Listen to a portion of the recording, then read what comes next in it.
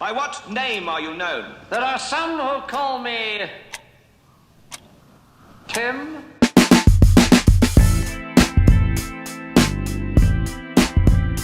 Get him.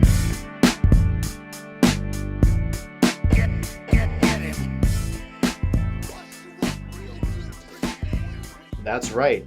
You're not hearing an intro by anybody. This is me, host of the podcast 20 Tim Minutes, Tim McCarthy. This is 20 Tim Minutes, a podcast that focuses on mental health through humor, insight, and personal stories. Thank you for checking me out. This is episode 45. Been rocking this thing since November. I already reached 10,000 listeners. To learn more about me and the podcast, go to 20timminutes.com.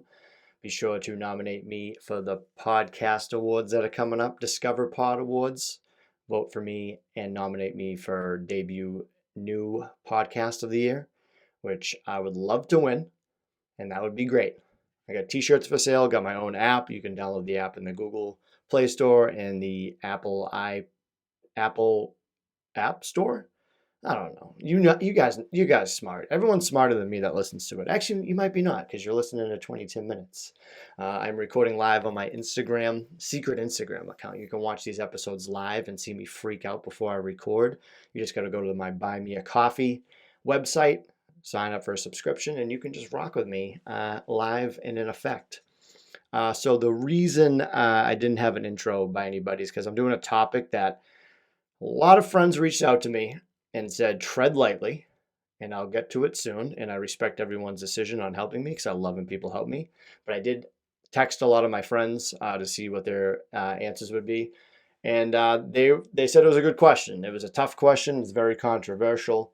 And we'll get into it in a little bit. But let's start off with what's been going on. So my recent interview with Toby Passman of Roscoe's Wetsuit Neuro. His interview was this past week. Great interview. We talked about the brain, rewiring the brain, fucking EEG machines with the wires coming out. It's very interesting. Me and my brother were talking about it yesterday, and he wants to get one of those. So I got to talk to my man Toby, have him come by and tickle our brains. And then this week I have Laura Martin, who is a certified IBS, which is irritable bowel syndrome. Pretty shitty. Nutrition consultant and founder of Healing to Happy, an online company that helps women suffering from IBS and anxiety to get back eating healthy. We talk about IBS, how she was living in Thailand of all places, which is crazy. She lives in Texas now. Talk about a totally different, getting out of a toxic relationship with the person she was living in Thailand with, and our fondness of elephants. If you don't know me or see my chesticles, I have a big elephant tattooed on my chest, but I keep this PG-13, and actually, no, this is rated R, right? This is a rated R podcast. The rated R podcast star, Edge. That's me, right? But yeah, I don't show my chesticles on this show. Maybe once, we'll see. Maybe I'll do an OnlyFans where I just do episodes topless. But I don't think there's a market for that. So following up last week's episode, I did one on missing white woman syndrome, which very contentious topic in the sense of I uploaded it to YouTube and it's my most viewed topic episode, like 600 plus views. I usually average like 30, but I think with the hashtag thing, I put like Gabby Petito and white woman syndrome, and then a woman brought it up the next day, so I think people were looking it up. And a lot of people didn't watch my video. I can tell because they were just saying a bunch of nonsense. Like I have 25 thumbs up and like 15 thumbs down. Like if I was like famous, I can't really acknowledge that because I'm not. I always have to clap back or say something, but I'm very nice now because it's a topic that I just got familiar with because I never knew. So I would check that episode out and go read the comments because people are fucking nuts. And that's all right. I told everyone thanks for stopping by because it's actually helping me out. So with that being controversial, I'm trying to do another controversial topic because you know what? I like awkwardness conversations when it comes to stuff like that. I know I don't like really dive into every week of like actual mental health disorders or issues, but everything is mental health or a mental health disorder in my opinion. Like music helps me out. Things that make you happy, things that make you sad, things that have you function throughout the day. You don't have to overthink it and be like, oh man, do I have OCD? Do I have bipolar too? Man, we all get super sad and depressed. A lot of us just get more depressed than others. And we just got to make sure we don't compare to other people. We just got to stay in our own lane, but be sure that the other people are staying in theirs, but we're helping each other. Be like, hey, you go. You go. No, no, no. You go in front of me. Oh, no, let's go together.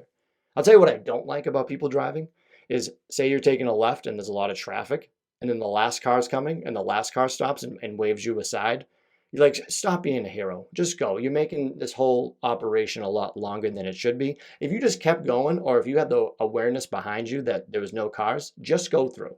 And then they wave you, and if it's like there's a glare, I can't see you waving. I don't know what you're doing. I don't know if your blinker's not working and you're taking a right. You got to flash the high beams a little bit. Give me a heads up, and then maybe I'll give you a wave. Sometimes I don't wave depending on what their attitude was or their intention. You're not a hero, okay? It's all right. My biggest fear sometimes is trying to take a left and I can never take one. Like on those, like everyone has like a sketchy intersection they hate and they try to avoid it. And then you're there and you're like, I'm never going to get off the street. It's going to be a left for the rest of my life. There was a theory that I thought of that someone told me that if you go up to a red light and there's like no one around, say it's like 11 o'clock at night, PM, and the lights aren't changing, if you flash your high beams while you're coming up, it'll change quicker because a lot of them do have sensors. All those ones like on the street where like if you pull up too far on the the crosswalk, it won't like turn. And then you have to like reverse, but the guy behind you is too close. Then you're like, hey buddy, back up. If you're behind somebody at an intersection, make sure you see the bottom of their tires. Don't get too close. Because you know why? If you get rear-ended, then you smash into the guy in front of you. Then that's where I don't know where car insurance comes in. Like is the middle person that's just moot, and the person behind you and in front of you have to exchange information and you're just kind of assed out because you hit somebody and you got hit? Does anyone know the answer to that? Give me a call. Go to 2010minutes.com and send me a Q&A. Talked to my therapist today. Went really well. I love her. She's always great in helping me out. We realized that I am doing better. I'm more relaxed and content. I'm not very high strung. I feel just like I'm overall happy, but she realized I'm not really taking care of myself. My eating habits aren't good. My sleeping habits aren't good, which I do need to get better. And I feel like all of us can get better in a way. But I'm just cooling right now. I do need to eat better. I'm like, my Adderall like makes me like full, which is super weird. Like that's why a lot of people that take Adderall, they're like very skinny and like just wired, which I am. So you can understand. Like I'm not like super skinny, but I could get more like toned. They can call me Timmy Tones.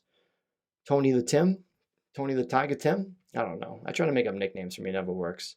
My nickname growing up was T-Mac. My middle initial was J, and it was TJ Mac. Wasn't a fan. I think one of my aunts still calls me that. I'm like, or great aunt? I forget. Like cousin, second cousin removed. That's where I get lost. I'm like, I don't know what that means. I think that's my cousin's kid, right? I don't know. Family trees are crazy. If you listen to the extended release of episode 25, I mentioned something about my family tree, which is fucking insane. I can't really talk about it, but I did, like right quick. So go to episode 25. It's the one I talk about me trying to kill myself. So let's jump into this, okay? I am going to give you a quick, direct comment and fact. In no way do I support pedophiles.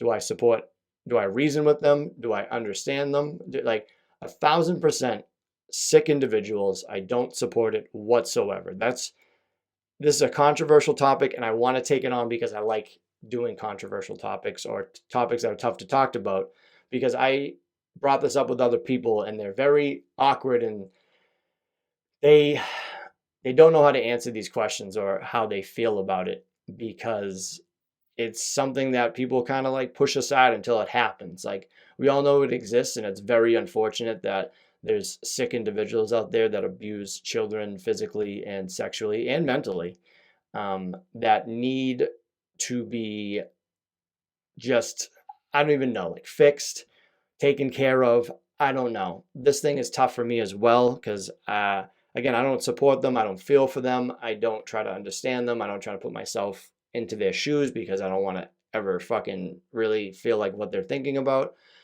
I was a big, what was it, Chris Hansen? I'm Chris Hansen at Dateline NBC. Do you know who I am? Take a seat. Why are those cookies very hard? To Catch a Predator. That was one of my favorite shows because as fucked up as it was, they made it like a little funny because Chris Hansen was very passive aggressive and he never broke character. Like he never smiled And there's always like different types of people where they always thought like it was the dad or he was the cop, and then the people who did that just ran. And it was good to see these people get absolutely bundled when they walked out of the house. They would try to run and they do like the double look and they would just be scared, and some just fucking huge guy would just take them out by the knees. They're like, I didn't do anything wrong. It's like, yeah, buddy, you did. It's like, I thought they were 18. It's like, clearly right here, it says, I'm a 14-year-old boy. You cool with that? And he's like, yes, LOL. Remember the Lost Prophets, Last Train Home? I kind of like that song, but then the lead singer became a pedophile, and then you can't really listen to that song anymore. And they actually took it off Spotify, which is a great move by Spotify. Spotify's been kind of janky lately with trying to play music, but that's not what this is about right now. So I didn't know this. I didn't think pedophilia was a psychiatric disorder, and it is. And the definition of pedophilia is a psychiatric disorder in which an adult or older adolescent experiences a primary or exclusive sexual attraction to I don't know how to say that word. Fuck it. To children. Okay? We know the word. I can't say it. I'm not smart. Okay? I'm probably going to say some certain words that don't mean what they're supposed to mean in my head, but you know my intentions are good. So again, clear as day, I do not support fucking pedophiles. This is an anti-pedophile podcast. I'm just talking about the psychiatric side of it all because it is interesting, and then I have a hypothetical question to ask you. I actually don't even know how to answer it. I asked multiple people it. Stay tuned. So it's part of the DSM-5, which I talked about previous episodes. It's a book that like real fucking smart people use, like clinicians and just like people like psychologists, psychiatrists, they all use it. It's the Diagnostic and Statistical Manual of Mental Health Disorder, the DSM-5. Don't buy it if you're a regular person. You can't, like, you're not a professional. Don't do it. So there are also neurological differences between the brains of someone who is diagnosed as a pedophile. I didn't know people could be diagnosed as a pedophile. I just thought you had to be caught and they just labeled you a pedophile. But then I realized that you're pretty much just a sex offender, which I should have looked up the different levels, because everyone always know, like, you're a level 3 sex offender. I don't know what 1 and 2 is, and I should have looked that up. But it's like number 2 pencils. Like, what's a number 1 pencil? They're not comparable, obviously, but you know what I mean? It also reminds me of The Big Lebowski with Jesus in the bowling scene. And he's like 9-year-olds, dude, because he was like a pedophile. Like, pedophilia is not even funny, but like people can, it's like when comedians try to make like rape jokes funny, but rape isn't funny. And it's like movies like The Big Lebowski or like Stand Up or like even like To Catch a Predator, they made it kind of funny, but it wasn't. That's what like I kind of like about it, because it's such a, like, my podcast is very like, I try to bring you in to make it a little bit jokey so you don't feel as uncomfortable, even though I'm super uncomfortable about talking pedophilia. And let me be clear, I do not support pedophilia. I just want to make sure of that. I just think a lot of people need to be educated in it because it is a real unfortunate issue. And I think especially parents need to be aware of it because God forbid something happened. And we got to make sure we stay away from people. I'm going to have a lot of websites for people to check out and make sure they are aware of their surroundings and people in the neighborhood that are sex offenders, which that's my goal with this, is making sure people are safe and staying away from this type of fucking crazy shit. And that's Leo crying like a maniac behind me, my cat Leo. So there are neurological differences between the brains of someone who is diagnosed as a pedophile and someone who is not. Many pedophiles, more than the average person, had mothers who also experienced psychiatric disorders. So that's kind of like a possible telltale sign that someone could be a pedophile. Doesn't mean that all of them are, but... And then lastly, many pedophiles have been found to have a chromosomal abnormality, which I don't know what those words mean, so hopefully you do, because I'm not a smart guy. And studies show that there is a higher risk that a child will abuse children when they are adults if they were also sexually abused, which also makes a lot of sense. I guess there was another one I read that like having like a young head trauma can be the case. So I asked people, like, do you think it's a mental health disorder? And by like the definition and the way they explain it, it is. It's uncurable. A lot of other mental health disorders aren't curable, but there's also not a medicine to like help being a pedophile. Like there's like the DBT or the CBT to help people like change their way of thinking so they don't think like that anymore. But that opens up a whole can of worms that I'm going to get into, because people don't want to open up if they have these thoughts, or they are. Like, how do you?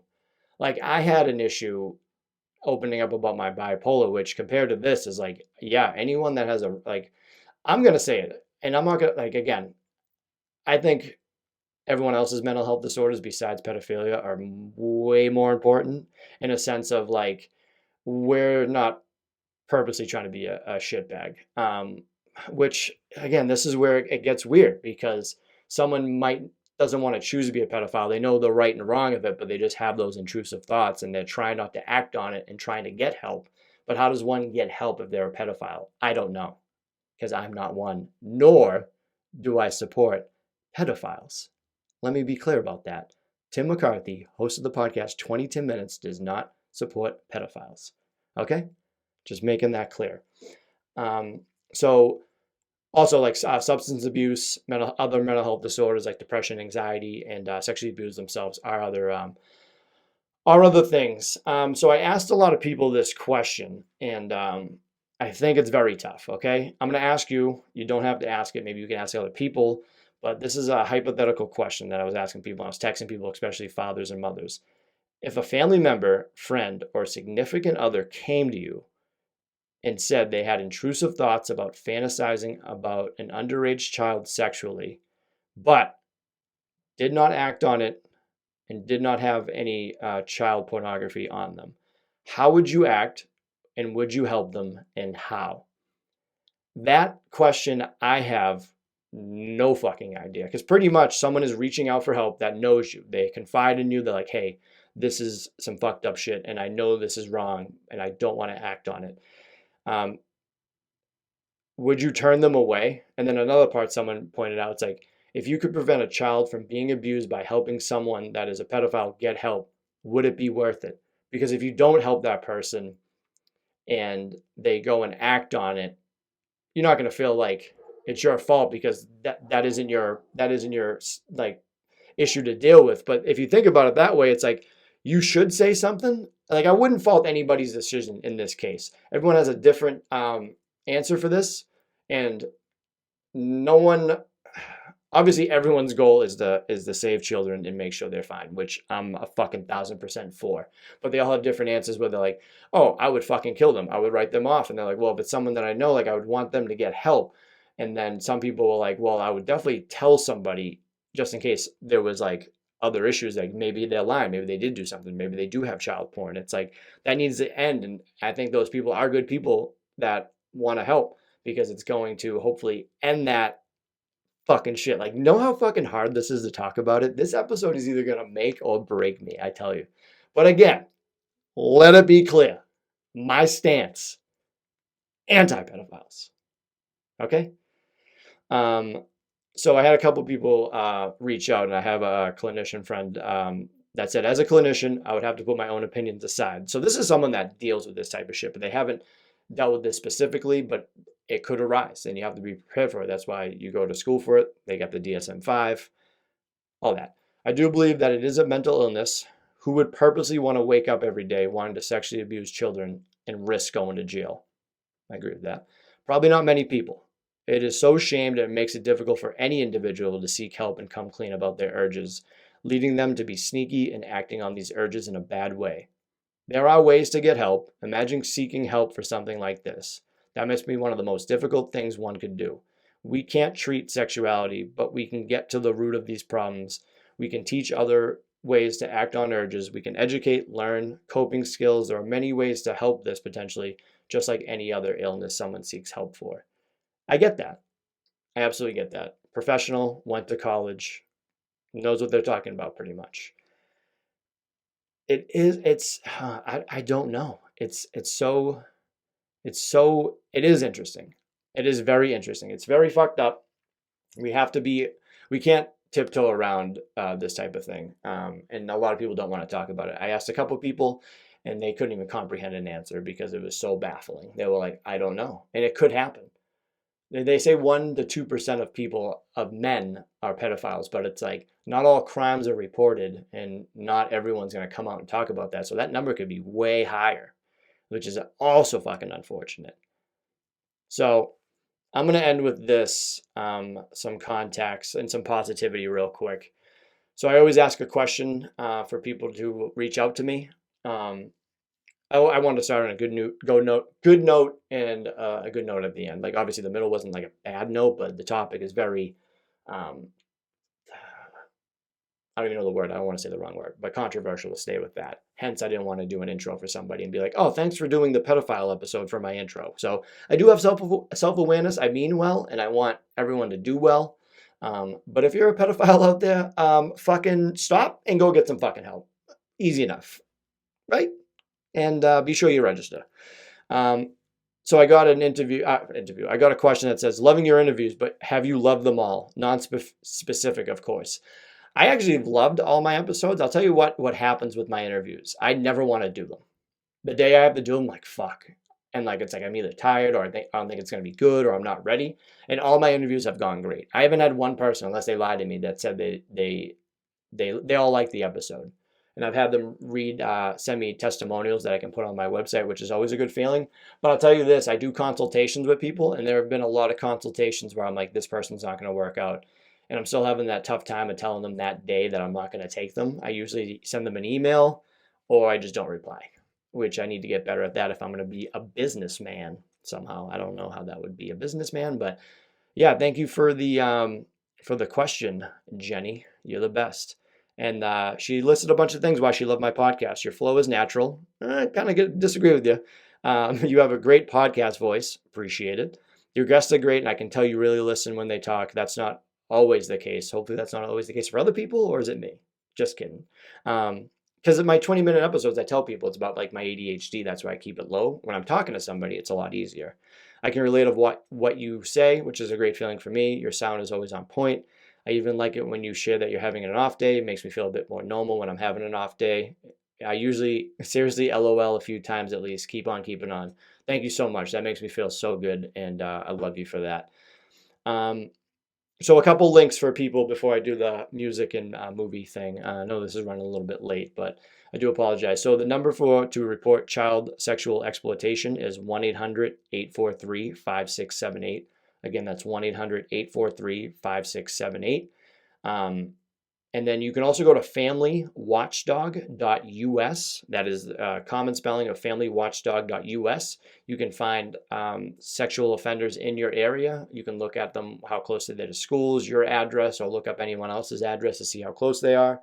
I wouldn't suggest doing anything bad, so you don't go to jail, but it's good to just be aware and avoid that house on Halloween. And then we're coming to the end of Suicide Prevention Month. So suicide prevention phone number is 1-800-273-8255, 1-800-273-8255.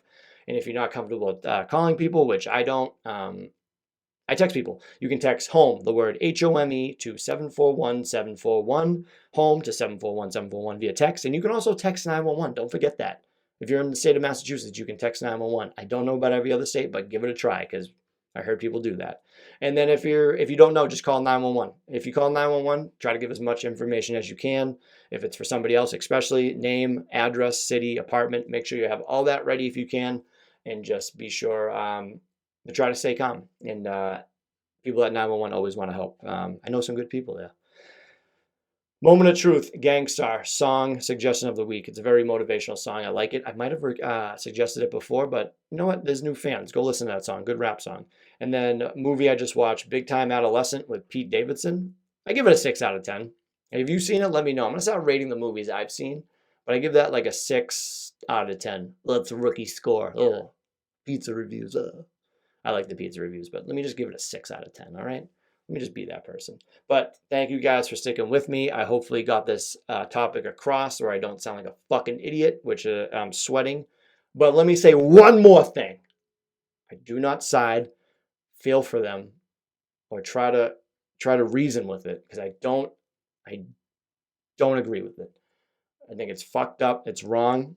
I think they should be prosecuted to the fullest extent of the law. I think people that act on it are fucking terrible people and disgusting and deserve all the bad things that happen to them. So be sure that you don't get that fucking twisted or take anything out of this fucking out of context, please, because You know what side I'm on, okay? 2010minutes.com. You can get everything you need from there. My bio, testimonials. You can see how good my interviews are, all my episodes. You can buy some merch. Please buy some merch. Just buy some fucking merch, please. I got so many fucking shirts. But I love you guys so much. Thanks for rocking with me on this episode. I know it was kind of tough, and hopefully you hung in there with me. But I thank you so much. And you know what? I love you, and have a good one. And we're clear. Get him.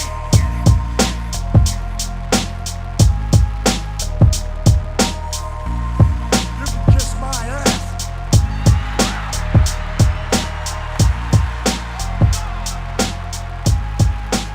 This podcast is not intended to be a substitute for professional medical advice, diagnosis, or treatment.